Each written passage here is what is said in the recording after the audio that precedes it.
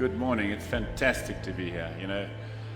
I like to be associated with winners, and what I've heard already this morning, Chelsea's a winning company, and George is a winner. And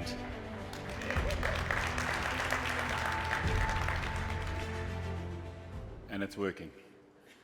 So my story is about overcoming your average, because, I am actually average, very average. We're all average. But there's something in your life that can change your life.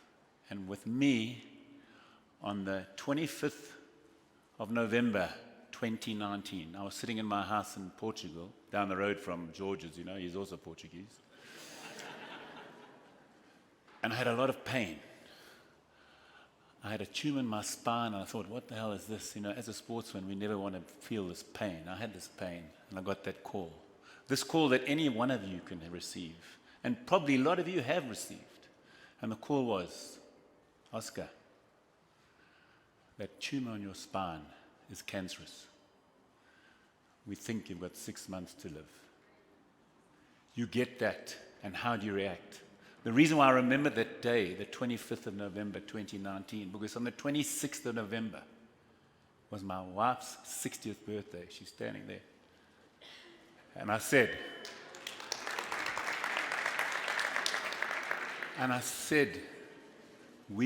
I've organized you a surprise party, the only surprise, we've got cancer.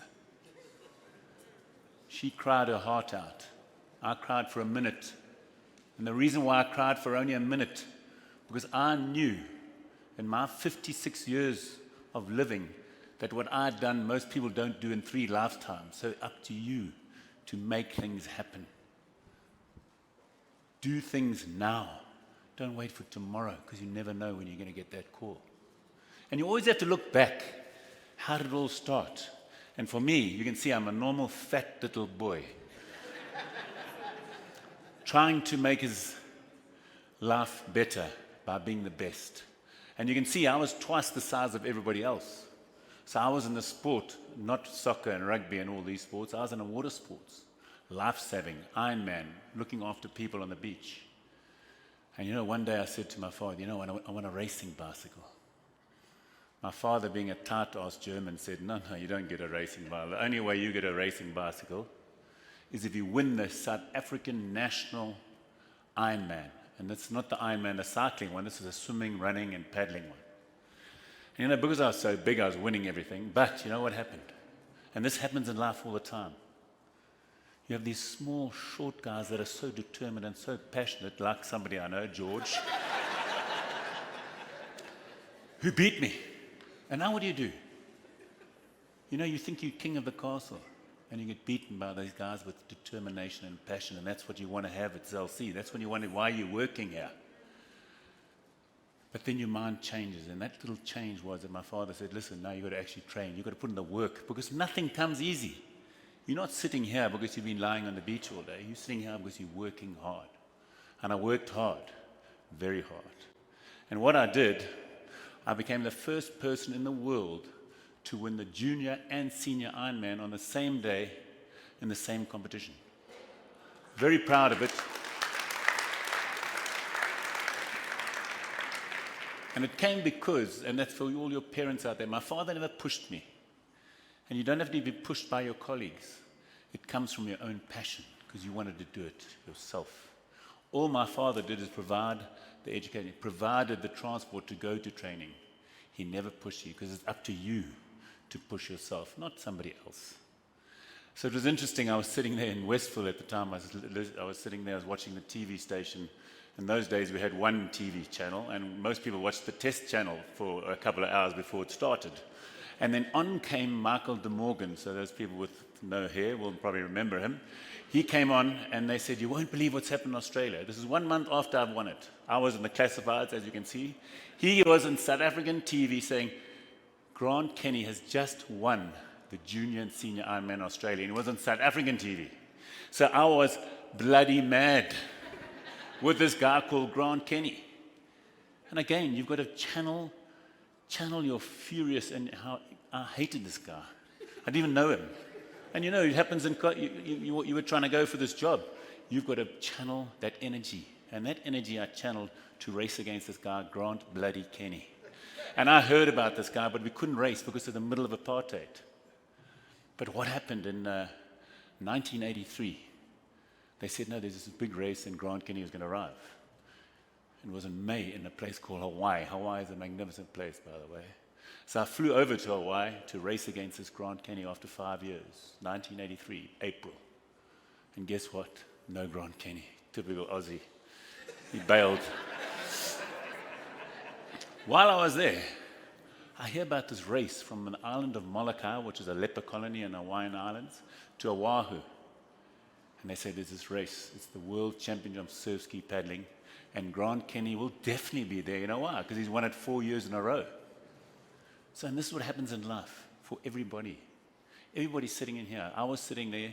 I was on a rugby bursary, of all things. That's another story. I was trying to become a CA, and that was in April, and the race was in October.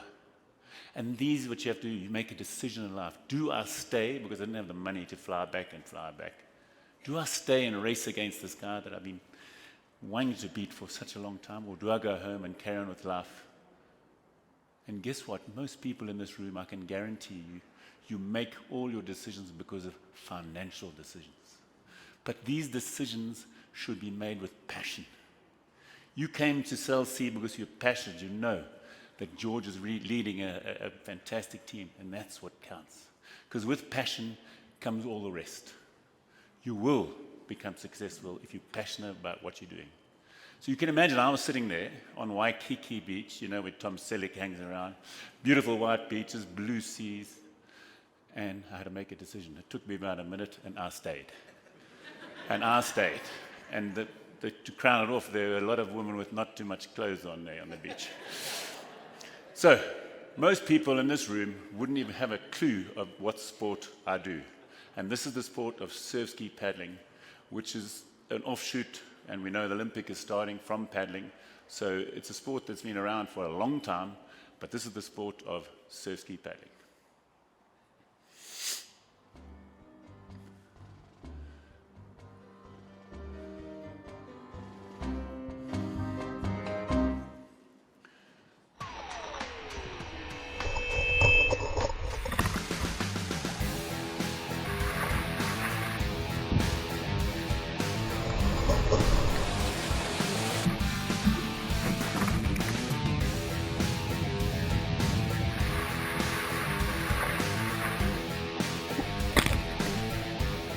With surf ski, there is just endless enjoyment to be had. There's pretty much nothing that you can't go out in. You can use it as a fitness tool, you can just do the downwind. When you're paddling downwind, you have to be very fit or fast to go fast. When there's wind, there's waves, and when there's waves, you can go up to 50 kilometers an hour without paddling. You can actually drink beer and have fun and go fast. The nice thing about open ocean surfing is you don't have to paddle back out through the wave. You just go from one wave to the next, and it's really the most fun that I have paddling. I wish I'd found it before I won the Olympic medals, although maybe I would have lost focus and not won medals if I had. It's about tapping into something bigger than you. It's not just running across a solid surface.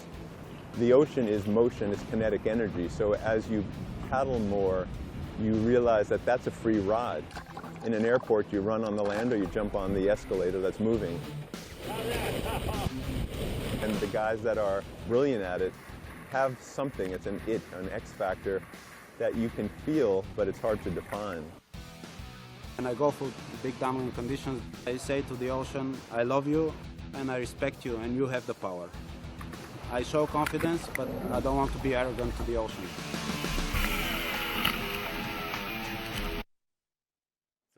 That's my sport. It's very easy, don't worry about it. There's sharks, whales, waves, all that. So let's get back. October 1983, the race is on. Me against this guy, bloody Grant Kenny. So in life, remember, this guy had won it 4 years in a row. So you've got to learn from people before you. It happens in business, it happens in anything. So he had been there and won it 4 years in a row. Should I stay further? Okay. So what happens is you fly in a small aeroplane over, it's 52 kilometers, the biggest, roughest channel in the world. It's called the Channel of Bones, because a lot of bones after you don't cross. And they're all in Fiji. Every person has to have an escort boat, because the wind's blowing 50 to 100 kilometers an hour, and the waves are 20 to 30 foot, so as big as this. And again, we start off, and that's the first time I actually met this guy, Grant Kenny. He's 3 months younger than me, a little bit shorter than me.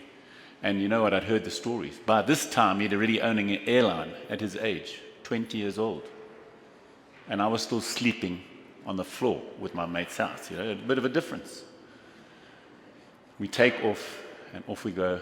Everybody has to have escort boat. So I've got a rubber duck, and he's got the QE2. You know, budgets make differences, you know. So we take off, and again, I follow him, like you should do in life. Those people in front of you pave the way, and you've got to follow them until you find a different way. And Celsius are finding the different way. That's why you're number one, because you found the different way in 1 year with George.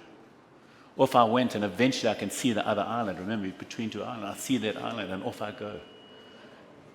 I'm out of my territory, like you. Those people that have come from all the other networks, you don't know what's out there.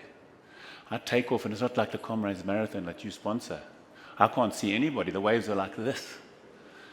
And when I arrive into Oahu, I'm in front of him, and I managed to beat him by 12 minutes, first time out.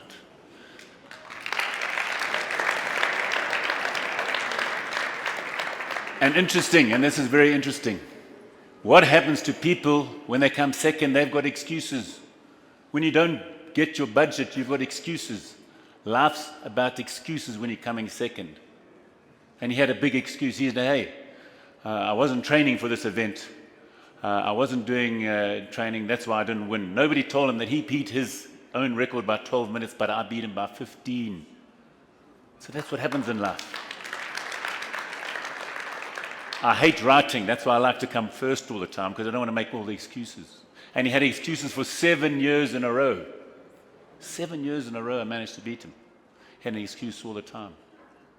And then what happens? Like in life, like every one of you here, things happen that you've got no control of. They banned me. They said, no, Oscar, you're training in South Africa, you're out. What do you do there? It's my passion. It's my passion. What do? Do you cry about it? Do you go and tell your friends, I'm getting hard done, you know, people at Celsius aren't treating me very well? What do I do? No. I said, bugger this, you know, I know this guy, most of you guys know him. This guy, Ernie Els, a good friend of mine. Unlike Ernie Els, when he wins a tournament, he wins $1 million. When I win my race, I win 10 Rand, the equivalent. And I don't care what you are, you can't make too much money and can't send kids to private school with 10 Rand a week. I used to win a lot, but no cash. So I decided to take up golf. And again, the only way is set yourself goals. Just here, set yourself goals. Celsius set a goal last year to be number one, and guess what? They're there. But understand this. What do you need when you want to build a house? What is the most important thing you need? Foundations is wrong. You need a plan. And you have to have a plan. And my plan was to become a scratch golfer by the end of the year. Guess what? It doesn't come easy. I was waking up at 4 a.m. in the morning. Understand that I'm very different to every other soccer player, golfer. I'm like you. I have to make time. I have to make a plan to go and train. I have to make a plan to be with my family. I have to make a plan to look after my colleagues, and I make a plan to look after my clients. Never did I wake up and just play sport. So I'm just like you. But you've got to make these plans. Otherwise, you've got no chance of achieving that goal that you're after. End of the year comes, cut a long story short, playing golf with a guy called Graham Beck. Most people taste his champagne. It's very nice, eh? But he's also a wealthy guy. And he said, listen, Oscar, if you can break par at Clavelli in 2 days' time, I'll pay for you, your wife, and my son of 2 years old to go to David Leveler, the best golfing coach in the world. And again, like all the best made plans, his mother died and all bets were off. And again, do you cry? What do? Guess what happened?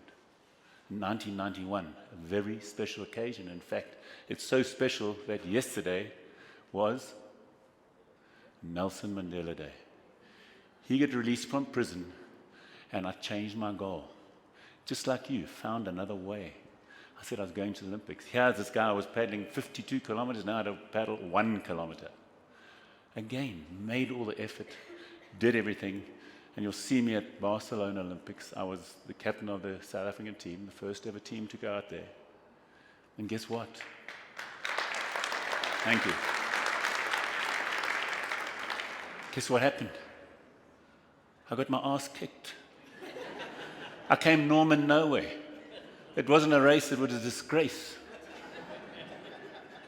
But understand this, in adversity you learn things.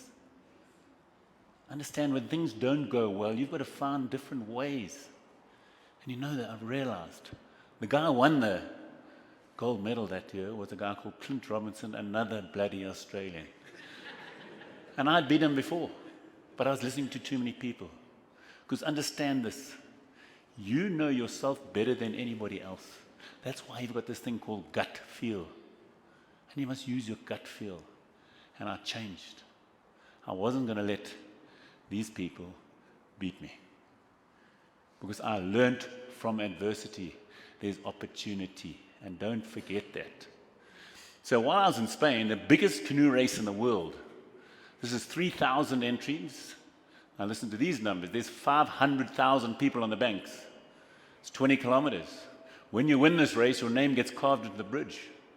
And in 1968, my father's got his name, Paul Chalupsky, Kevin Carville, Afrika Sud, South Africa, carved into that bridge. And like anything, I set myself a goal. I wanted to get my name in that bridge. So in 1985, we're still in the heart of apartheid. All sports were Springboks. So we trained to make the Springbok team. And again, remember, you have to put the effort. There's sacrifices to make the team.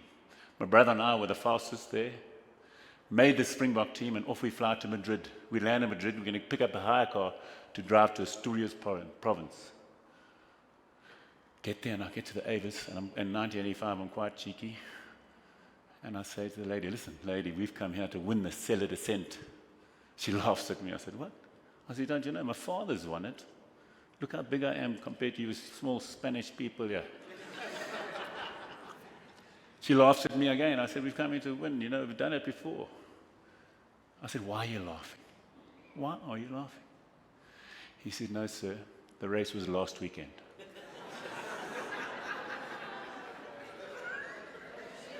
What do you do about that? Hey, it's just like that you think you're signing this big contract and it falls apart. What do you do about it? You know, the interesting thing, I've always got this method. So many people, how many people worry about this? How many people are worrying today? What's going to happen? What am I going to do in the weekend? People worry. You don't worry.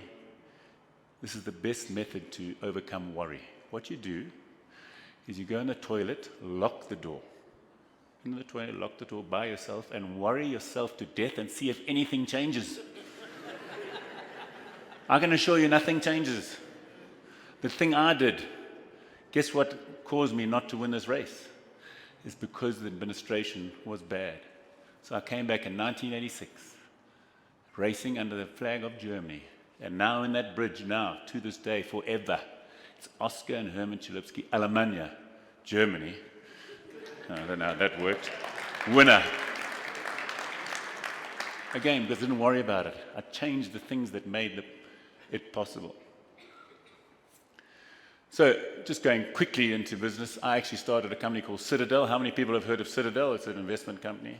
And how I started this, which is a very important thing in my life, is that I started as a used car salesman and failed, like most people do in life. You know, we have a few failures. And then I went into insurance. And what I learned in insurance was that my first policy I ever sold was, I was with somebody that, a manager, this normally happens, what do you do when you've got a shit manager? He said, this is this policy, and at the time, to put in perspective, the amount of commission I earned was nearly the equivalent to half a Mercedes-Benz, a nice, brand new Mercedes-Benz.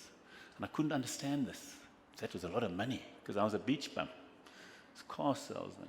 And then I found out there was so much commission paid, that's why this poor guy's policy didn't have any value. And I changed that day to realize that your customer is king. Look after your customer and he'll look after you the rest of your life. In my cell phone, I've got 7,800 contacts there, and I keep in contact with them all the time. They help me and I help them, because remember, if you look after the customer will look after you for life. And that's what I did.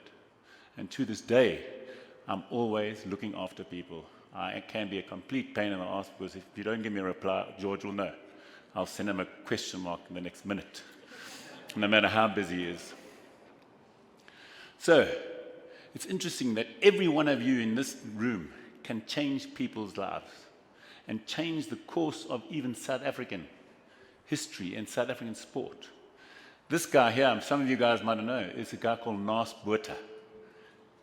Naas Botha was that famous rugby guy, and I had the Doozy Canoe Marathon. Who's heard of the Doozy Canoe Marathon? It's a big marathon. It's like the Comrades, but it's down the river. 3-day race, unbelievable.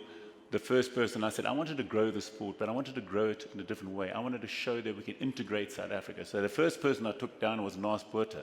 And you know what happened? Every person in Bloemfontein who played rugby wanted to paddle. So the numbers grew. So it was 200 people, now we're 300 people. A few Naas Botha supporters wanted to do this Doozy Canoe race. I'll talk about the rugby as well, because I'm better than Naas at rugby. Next guy I took, who knows this guy? Clive Barker. Nicest person. Remember, every one of these people, I took down the Doozy, because the Doozy runs through a lot of townships in Natal. And this is the first person I brought, a famous person, to the people in the valley. And suddenly they saw, if Clive Barker can do the sport, so can I. Slowly we got some blacks into the sport. Remember, our sport, it need a canoe, a paddle, and it's expensive. I brought him in. But the most important thing is, he hardly could swim. And I learned this lesson. The first day in the Doozy, you have to run for about 20 kilometers with a boat. It's terrible. But when I bought Clive Barker, when I arrived at the portage, there were 20 of the locals to carry the boat. And from that day on, I said, I only want people that are very prominent in the South African public for the right people. The next person I took was Peggy Sukamalo. She again trained. And it shows you what, can you imagine what blind faith? It's the faith that you've got to have in somebody like George. She couldn't swim, but she still did this race. The next and the most important person I took down was baby Jake Matlatla. For all the people in the back, he's 46 kilograms. You know how big that is? Anybody weigh that? And he took me up to here. He took me up to here. But understand, he had a heart of gold. This guy couldn't swim. He couldn't swim so badly. There were 2 life jackets. He was drowning. And this is the first year they said, hey, Oscar, you're getting too much publicity. We want him to do a safety test. So I did the safety test, and I held him up because otherwise he would have drowned. And I told him, I said, listen, don't put your feet down because you get foot entrapment, and foot entrapment you can drown. And let me tell you, listen very carefully. So we take off down this big river like this, and we fall out at the first weir. Now, when you fall out, I need oxygen. So I come up, got air. Now I'm looking for baby Jake. The canoe's upside down, I'm looking for baby Jake. Where the hell is he? I turn the canoe back up, he's still sitting there with the cap on. He's still sitting there with the cap on. I said, okay, baby Jake, we've got to enter the water out, we've got to keep on going. He said, no, see, I'm not going to touch the water, you told me. So I had to lift this baby Jake, this world champion boxer, up and put him on the side. And remember this, we did 120 kilometers. The guy couldn't swim, but that blind faith is what you need to have in George, your leader. Because you cannot do it without him. He did that whole race, and bless his soul, he's not here with us, but he was fantastic. And that's what you need in life, following somebody and believing in them and doing it. 2012 epitomizes what all of you guys have got in you. In 2012, at the age of 49, Novak Djokovic, who just finished Wimbledon, he's 37, he's a youngster. I decided age 49. 30 years after I won that in 1983, I want to go and try and win the Molokai for the 12th time. The people think, are you stupid? You're 49, you're over the hill. You can't do one pull-up. The guy you're racing against can do 1,000. How can you win? How can you beat Celsius and Vodacom? You think differently. Think differently. Understand I had no power, but I knew the mental capability, and there's always a different way, and there's always a better way. And you can all find it. Nobody's got the perfect way. There's no such thing.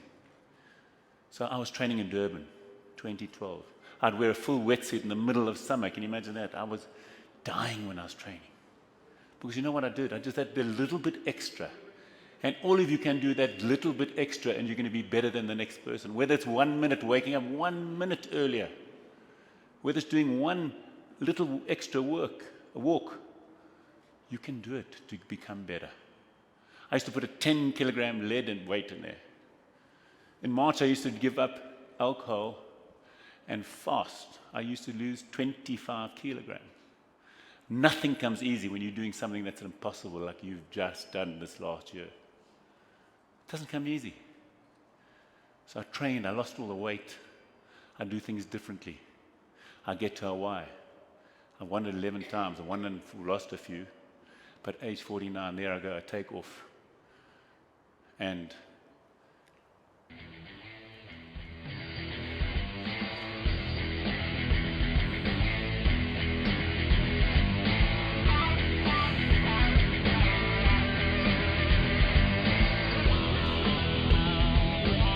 I know this race too well. It's so hard at the end.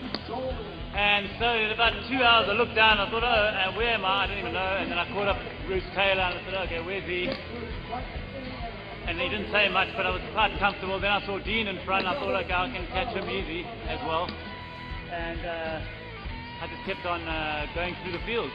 And then when I got to Portlock, I surfed the wave and then I hit my rudder. I thought, oh, gee, that was close.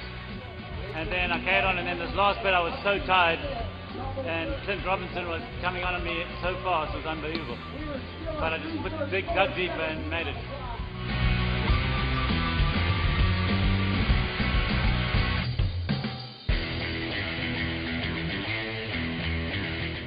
Here he comes. Now,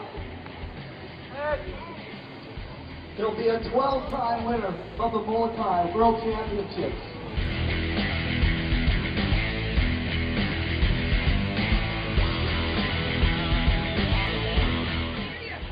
Here we go, folks. 11-time, now 12-time World Championships, 32 miles, 3:23.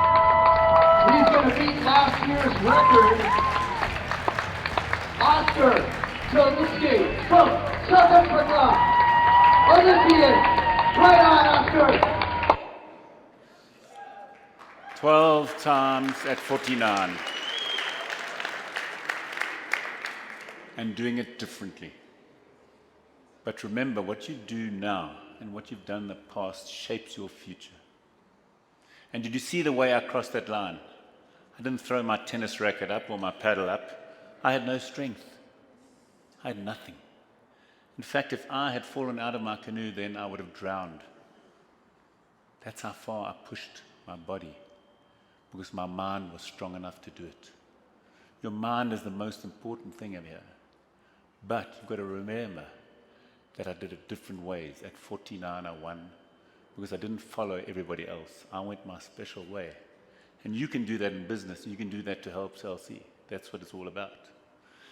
And that energy-sapping race is what led me to my next fight. So, I'm in Portugal. I've got 6 months to live. They said, go and surround yourself with people that are going to help you. And remember, and I mean this in a way, that's why your network, your connection is very important. So I came back to Chalupsky Hospital, and they said they couldn't find what this primary cancer was. They were going to operate on this tumor to take it out and see what cancer I had. 1 hour before that operation, they said, Oscar, you've got multiple myeloma, bone marrow cancer. no cure for it. I said, okay, that doesn't matter, but when can I start paddling? And they said, this is a long process. And I've been out there telling people, sharing my story, because I don't keep it to myself. And you learn from other people.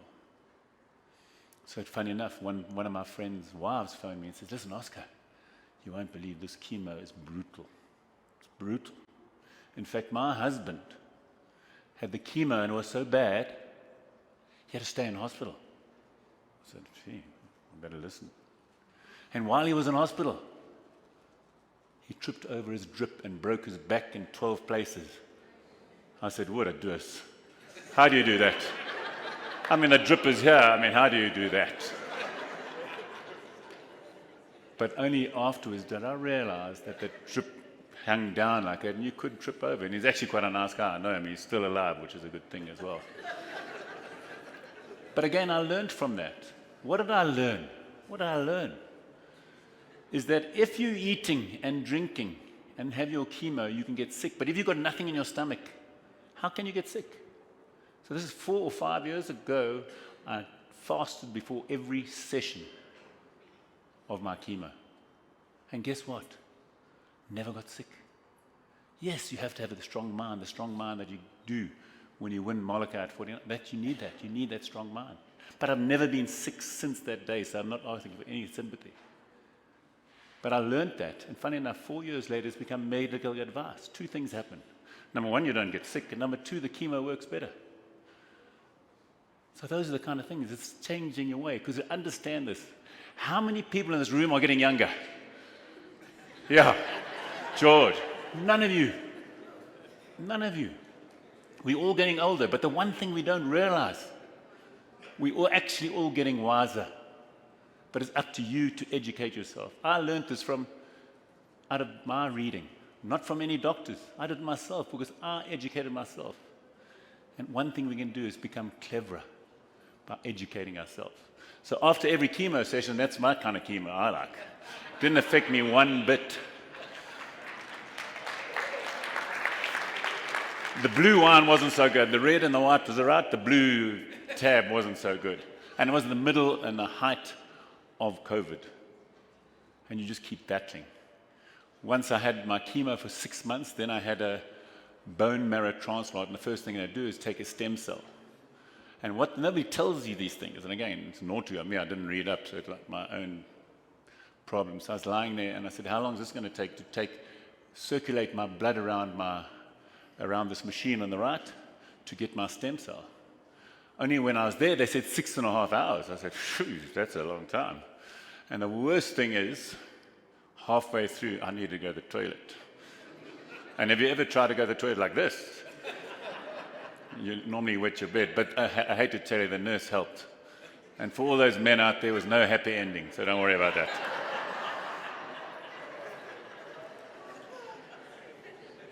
I also had, this was my skin afterward, it also inflamed. And again, you think, and this happens in life, things just seem to go wrong and wrong and wrong. How many does that happen?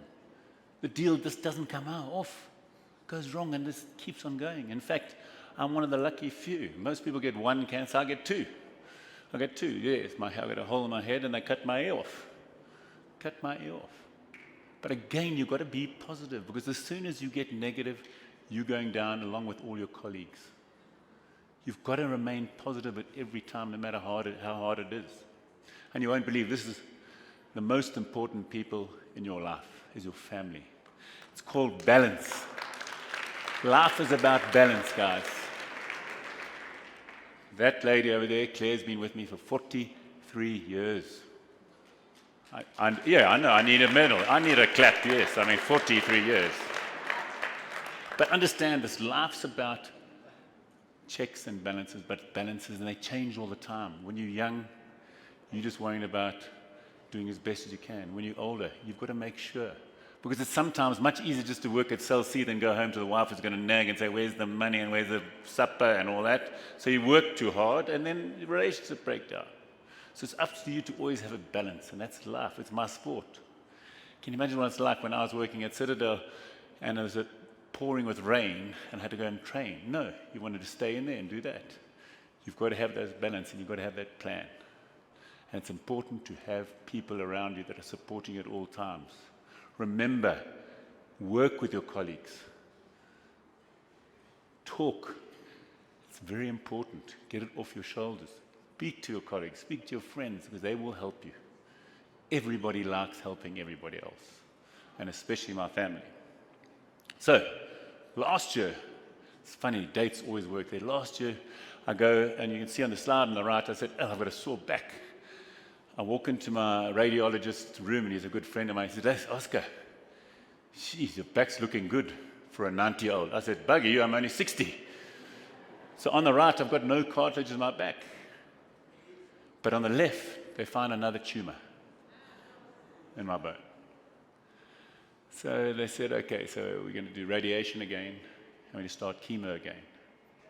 This is November, October, November. I'm in the hospital, and the doctor tells my wife, bring the family home. You've got no chance. October last year. Even they bring the priest. I said, what the hell is he doing here? They brought the priest, and I said, listen, I'm not ready to go. There's too many people I need to educate. There's too many people I need to help. They're not going. And again, in adversity, you've got to do some radical stuff. So I told you about fasting. I fasted for 21 days. And I took, you can see, I was at stage 4, 14, 20. The normal person's got 0 kappa light chains. This is my bone marrow cancer. 21 days I fasted. And I survived. I survived because I did it differently. Cell C is going to be number 1 because they do it differently. That MTN, that's just a little bit ahead.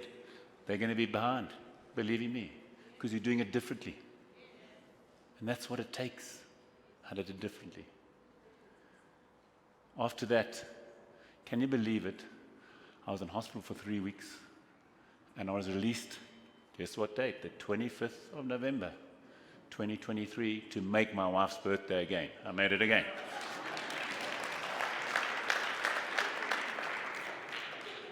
It didn't end there. So I went on this fancy medicine, 70,000 Rand a month it was costing me. It's supposed to last for years. Within 4 months, they said, sorry, it's not working. We're giving up on you. I said, you've got to be kidding me. How can you do that? I'm not ready to go. He says, this cancer is too strong. It's stronger than the opposition, those bloody Aussies. So what do? I said, okay, I'm going to go back to Portugal. In Portugal, I arrived with this Dr. Jose Maurice. I said, Jose, how's it doing? What do you think? What can I do? He says, if you stay at home, you'll probably last till December. I said, what? Are you crazy? I came here, I want to get healed. And because of my determination, and I said, no way, I'm not going this quickly. I want some medicine. There's got to be something out there. And they put me on a trial. My trial now costs 600,000 Rand a month. I don't have to pay for it. I have to go there every single week. So yesterday or the day before, I was in Portugal. And next week, I'll fly back. Because I want to be here to educate you. Because life is always in your hands, but it's not really. And the reason I wrote this book, on the 29th of November 2019, I phoned my friend Graham Spencer and said, Graham, we're going to write a book. But it's not going to be a book about sport. It's going to be a book about how to motivate people to overcome the odds. I've got no interest in showing people what I did, but I wanted people to learn. So after every chapter, there's life lessons. Understand this. I hope you're going to get a little bit of motivation. But this is 45 minutes. Might last a week, might last a month. I wrote this book so that if you read a page a day, a page a week, a chapter a month, it's going to keep you motivated for the rest of your life to keep and make Cell C number 1. That's why I wrote this book. And the most important thing that I've got in my life is I've just got to live long enough till they find a cure. The record for this cancer is 33 years. I've done 4. I want to break the world record. But the most